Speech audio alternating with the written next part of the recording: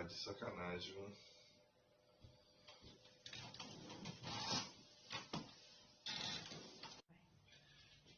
De 15 minutos esse horário de verão, gente. Esse horário de verão não tô com nada.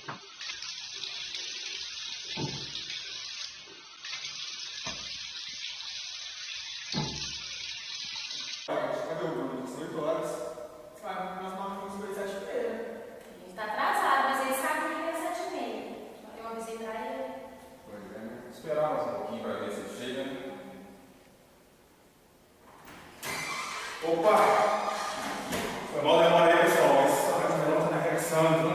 Foi mal, né? Nós marcamos 7h30. Tem compromisso depois aqui. Ô, cara, foi mal, né? Mas o horário de verão não dá por esse negócio, não. Sai de casa 5 horas, eu cheguei às 6. Vocês me desculpem aí. Mas, pessoal, e esse horário de verão? Quem inventou o horário de verão? Nos obrigar a acordar 1 hora mais cedo. Quem criou o horário de verão? Quem criou o horário de verão foi você. Eu? Foi você, foi eu, fomos nós, sabe o quê? Porque nós somos do Estado, gente. O papel agora. Nós somos do Estado, baseado em quê? Nós somos do Estado. Por que nós somos do Estado? Porque tudo que acontece, tudo que é feito, tudo que é formulado, tudo que é formado, somos nós que fazemos, de certa forma, somos nós que contribuímos para que tudo isso aconteça. Não tem como fugir disso, não, né? Não, Jorge, eu sou muito empresário. Se o Estado fosse do jeito que eu queria, né, ele seria bem melhor. Eu tive 2 funcionários, 2 baixos de família, que tinham que sustentar os filhos, e por não ter dinheiro, não tive como pagar, eu tive que comer elas Tá, então tá bom. Então você quer me dizer o seguinte, você queria ser empresáriozinho no país, bacaninha, e sem pagar imposto, então. E como o Estado vai funcionar? Como que você vai ter policiamento nas ruas? Como que você vai ter médicos, né, com o pessoal da sua empresa? O Estado é isso. Se não tiver imposto, se não tiver tributação, se não tiver arrecadação, o Estado não funciona. Eu discordo disso que o Jorge está dizendo. Eu também discordo. Não sou a favor do horário de verão. O Estado me pergunta se eu estou feliz ou não com o horário de verão. Queremos acordar 1 hora mais cedo. O Estado não me pergunta isso. Então eu não sou o Estado. O Estado não se importa com a nossa opinião, ele se importa com ele mesmo. Com ele? Ô, gente, tem gente a favor do Estado, tem gente contra. Só para me entender, o que realmente é o Estado?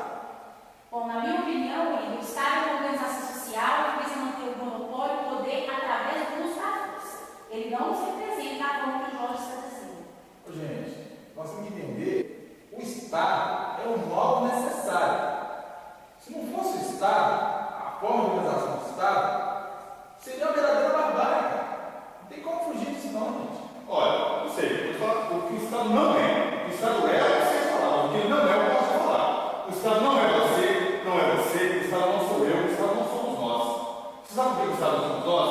Porque você foi lá bater no professor na manifestação lá no Paraná, quando a polícia vai bater representando o Estado, você matou o professor? Não. Não, né? Pois é. Você adiantou o relógio 1 hora lá em Brasília? Não. Também não, né? Você está suspeito no horário de verão? Alguém te perguntou, o Estado te perguntou se você está suspeito no horário de verão? O Estado não pergunta quase nada. Pois é, o Estado não representa você. Resumindo, eu estou falando que o Estado não é. O Estado não é você. O Estado não sou eu. O Estado não somos nós. O Estado não nos representa. O Estado não somos nós.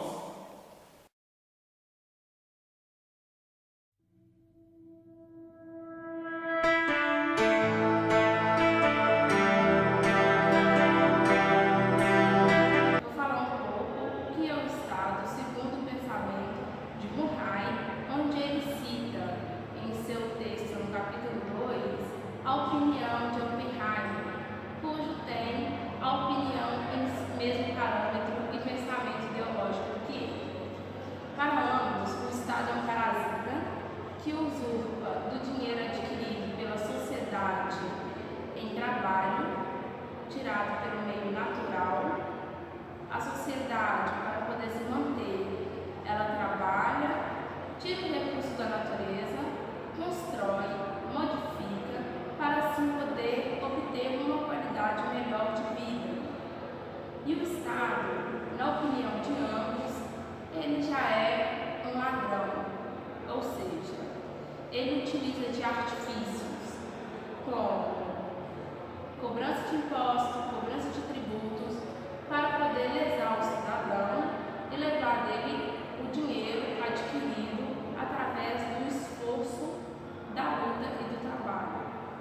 Então, o Estado, na opinião de Murray e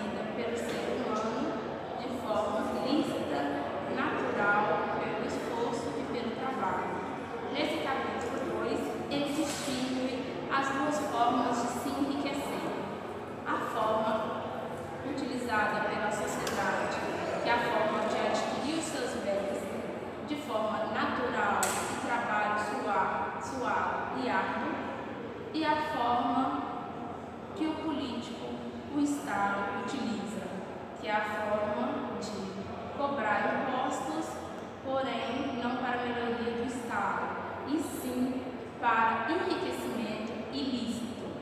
Então, uma forma de tomar dinheiro do povo.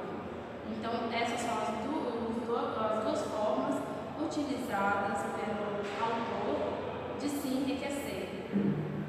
Pelo trabalho, que é o que a sociedade faz, e pelo roubo, que é a forma ilícita que o Estado político assim faz. Assim como diz o capítulo 2, que o Estado é.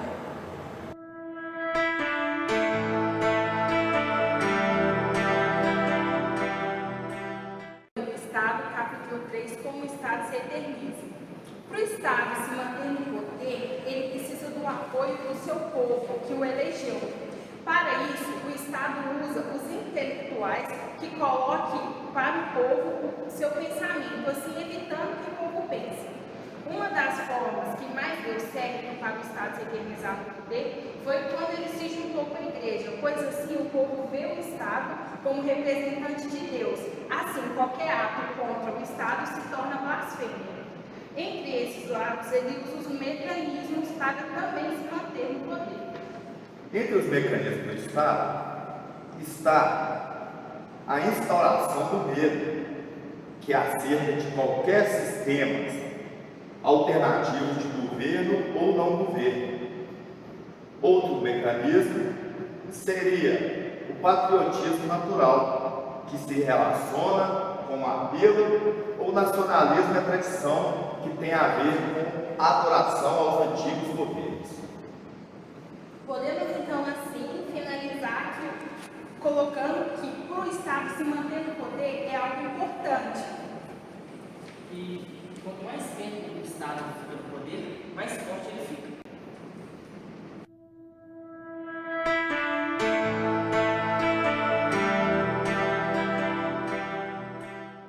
Eu sou da Faculdade Universo BH, vim falar sobre o livro Anatomia do Estado, capítulo 4. Aí é como o Estado transcende seus limites. Os indivíduos criam regras para o Estado limitar o Estado, só que o Estado manipula essas regras. Aí alguns exemplos: impostos não vinculados. Agora os vinculados são taxas, contribuições e contribuições de melhoria. Legitimidade, essencial para a sobrevivência do governo. Declaração de constitucionalidade, ameaça ao Estado, questionamento acerca da legitimidade do Estado. Afetado pelo Judiciário na declaração da constitucionalidade. Aí aqui tem algumas perguntas sobre o livro, sobre o capítulo 4. Para Bretat de Juvenal, como o Estado transforma o conceito de legitimidade? Ele recorre aos seus aliados intelectuais, transformando um a um todos estes conceitos em carimbos de legitimidade e virtude, anexando aos seus decretos e ações. Aí outra pergunta: qual foi a tentativa mais ambiciosa de impor limites ao Estado? Foi a Carta dos Direitos e outras partes restritivas da Constituição Americana, na qual foram escritos limites explícitos do governo, ao qual deveriam servir como fundamental a ser interpretado por um sistema judicial supostamente independente dos outros ramos do governo. Aí eu fiz um resumo bem breve, espero ter ajudado. A reflexão do capítulo é esse.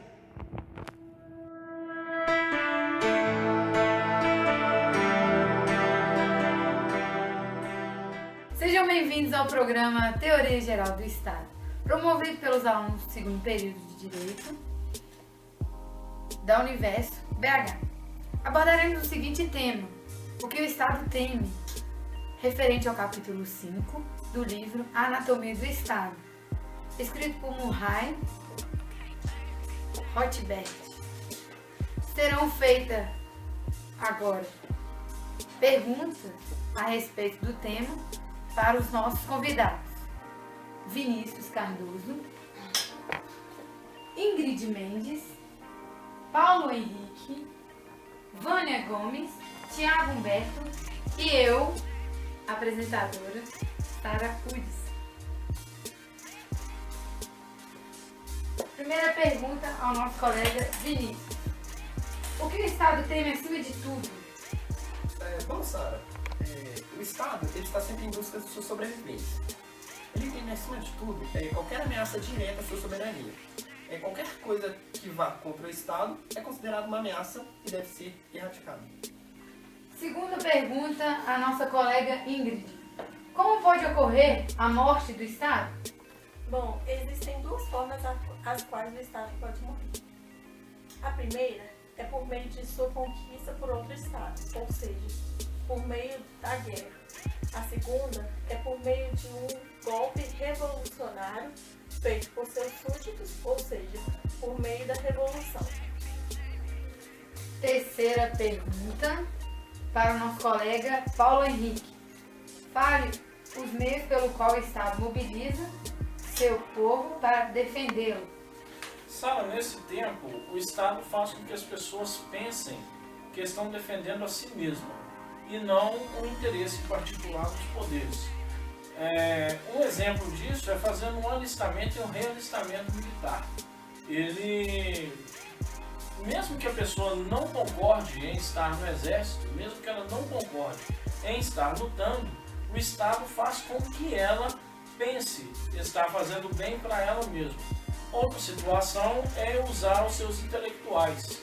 Os seus intelectuais trabalham através da comunicação e através dessa mídia. Né?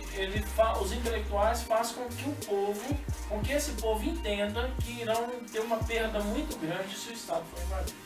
Na verdade, não há uma defesa pessoal, mas sim de todo o Estado. E as pessoas não conseguem entender isso, pensando que estão defendendo a si mesmos. Quarta pergunta para a nossa colega Vânia. Quando o poder do Estado é elevado ao extremo? Em tempos de guerra, o Estado usa um slogan de defesa e de emergência. Isso possibilita com que o Estado imponha sua tirania ao seu povo. E este comportamento, em tempos de paz, seria se considerado assim, algo impensável e não seria assim, aceito pela sociedade, causando assim, uma resistência aberta. Então o Estado ele impõe a sua soberania, a sua força para conquistar aquilo que ele quer, o alvo. Quinta pergunta para o nosso colega Tiago Humberto. Como a guerra traz benefícios ao Estado? A guerra, Sara, particularmente, ela traz muitos malefícios, mas com ela vem também os benefícios, que são novos territórios para o Estado, novos povos, novos súditos, novo poder financeiro e novo comércio para o Estado. Agora, questão 6 para o nosso colega Vinícius. Explique a frase: a guerra é a saúde do Estado? Sara, essa frase foi dita por Randolph Bundy. Ele queria dizer que com a guerra, o Estado pode tanto se tornar saudável quanto sofrer estragos irreparáveis. A guerra ela traz novos recursos ao Estado quando em vitória, mas quando em derrota, ela traz um novo governo, podendo ser bom ou ruim. Sétima pergunta para o nosso colega Tiago Humberto. Quais os crimes o Estado pune com maior intensidade? O Estado, sem sombra de dúvida, está interessado em proteger a si mesmo, e não os seus súditos. O Estado procura mais punir os crimes cometidos contra o próprio Estado do que aqueles cometidos contra a população. Com o exemplo de crimes contra o Estado, temos a traição, a deserção de um soldado e o fugir do alistamento e crimes econômicos contra o Estado, entre outros. Compreendemos então que o Estado usa a sua soberania, o seu poder, para impor o que ele deseja, temendo sempre rebeliões, as guerras, as revoluções contra ele. Dessa forma, seria retirada sua soberania. Agradecemos a todos e que este programa possa colaborar de alguma forma em seu estudo.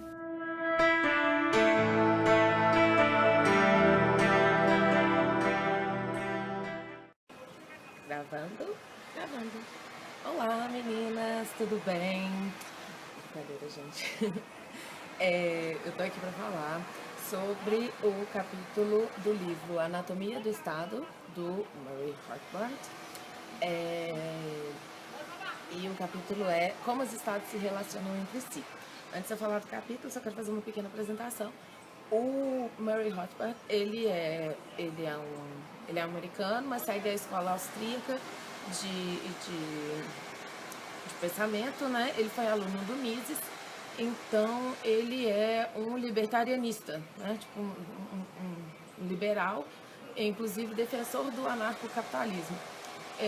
Eu não necessariamente concordo com as ideias que eles expõem, mas enfim, bom, vamos lá, meninas, então, essa é a minha opinião, vocês não precisam seguir, tá? Então, eu vou explicar, vocês vão ver que vocês conseguem entender em casa, é muito fácil. Então, o que o Rothbard ele fala? Como os estados se relacionam entre si? O Rothbard, como um libertarianista, né, ou um anarcocapitalista, ele defende uma intervenção do Estado mínimo. Então, quando ele vai falar sobre essas relações interestatais, né, ele sempre tem alguma crítica e tal. Então, isso é importante para poder pontuar o pensamento dele. Então, o que ele fala? Ele fala que, uma vez que a área territorial do planeta já está dividida, todos os estados já estão, tipo, meio que demarcados. É claro que ainda existem estados que estão em guerra, que estão em conflitos territoriais, mas as grandes nações já estão consolidadas, já tivemos grandes guerras mundiais territoriais. Então, o que acontece? A área territorial do planeta já está dividida em diferentes estados e essa relação entre os estados ocupa uma demanda muito grande, um desgaste muito grande. E a tendência natural do estado é sempre estar querendo expandir o seu território. Então, para poder manter essa máquina até funcionando, né? Então, que seja por um porto, enfim, uma saída para o mar ou por alguma área que tem recursos minerais, tem essa necessidade dessa expansão territorial. É claro que agora, né, em menor escala talvez, mas lembrando mais uma vez, várias regiões que ainda estão em conflitos territoriais, étnicos, culturais, enfim, religiosos, por diversos motivos. Então, se um estado ele quer aumentar o seu território, se o território é inabitado, não tem grandes problemas. Mas caso seja habitado, vai ter uma guerra, né? E aí, o que seria a guerra? O direito de exercer a coerção de um estado sobre o outro, né? A coerção legítima que o Rothbard critica dessa situação. E essas guerras demandam um desgaste muito grande, demandam recursos muito grandes do Estado. E como o Estado, não sendo um portador legítimo dos recursos, ele seria um parasita, ele sugaria os recursos através de impostos e de taxações e de tudo mais, até o exército seria ilegítimo, a própria questão territorial seria ilegítima, porque se ele não é detentor de propriedade, tipo, ele está querendo conquistar mais território, mas na visão do autor não existe propriedade pública, a propriedade ela é privada. Inclusive, o direito internacional que foi criado, né, com essas questões das guerras e tudo mais, é uma parte do direito privado. Então, na verdade, o que ele diz é que o cidadão, ele tá lá de boa, ele tá lá, quer manter sua casa e seu comércio e suas livres trocas com o mínimo de interferência possível, de acordo com o que ele acha. É assim que funciona. Então, pro cidadão tá lá de boa. Mas o Estado quer manter essa máquina funcionando, então precisa de ter mecanismos de controle para o Estado não superar a sua atuação ao campo do seu próprio maquinário estatal, né? Que, tipo, no caso do Exército, enfim, e todas essas garantias de defesa de território e de ataque. Mas teria que limitar a atuação do Estado para ele não dizimar a sua própria população. Então, quer dizer, na verdade, a galera quer ficar lá de boa, mas o Estado quer lá expandir.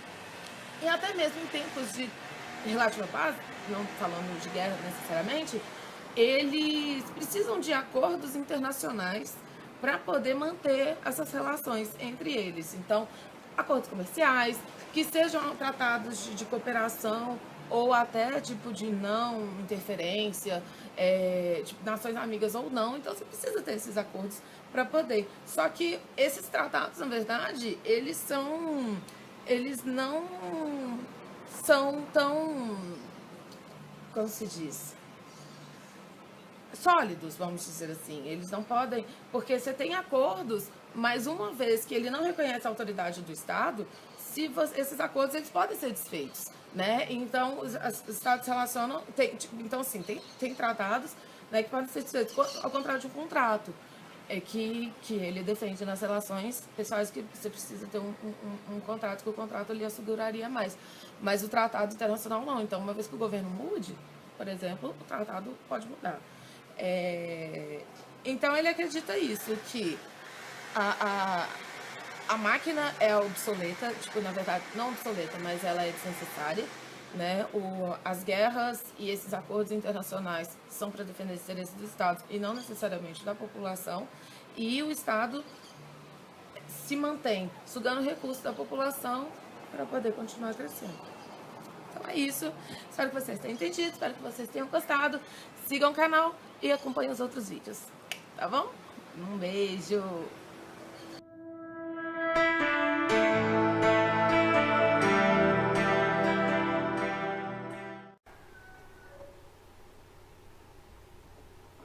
Olá, professora Jamile. Seja bem-vinda. Esse é o nosso vídeo de Anatomia do Estado. Nosso capítulo é o capítulo 6, que tem um tema: como o Estado se relaciona entre si. Antes, professora, quero lembrar, como foi aprendido nos capítulos anteriores, que o Estado vive de nossa produção. Ele é um sujeito parasita, que usa a ideologia de algumas pessoas da sociedade para passar a mensagem para a população que o Estado é bom, é necessário e é super importante. Aprendemos, professora, na sala de aula, que o Estado teme a guerra, teme o conflito e teme chegar ao fim. Porém, a tendência natural do Estado é a guerra. Embora com riscos, será uma tendência perene entre os estados, com o objetivo de expandir seu território e, dessa forma, adquirir mais poder. No capítulo 2 desse tema, fala que nos séculos 17 e 19 foi alcançada a sua forma mais notável de constitucionalismo. Tentativas internas e externas de limitar o Estado, foram criadas leis domésticas e leis de guerra e neutralidade em guerra.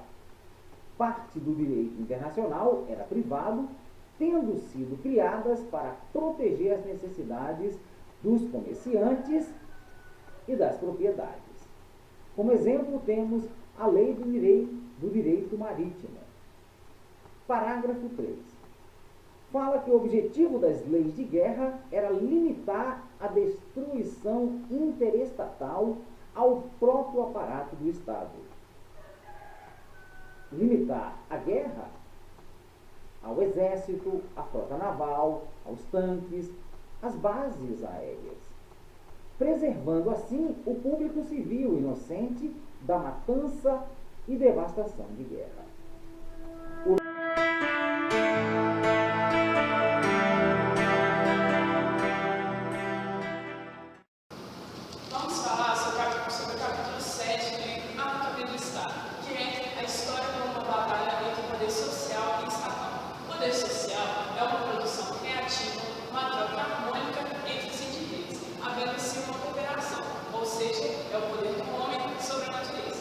De outro lado, está o poder estatal, que é a coerção do Estado sobre o indivíduo para o motivo reiterado e o uso da violência, ou seja, o poder do Estado sobre o homem.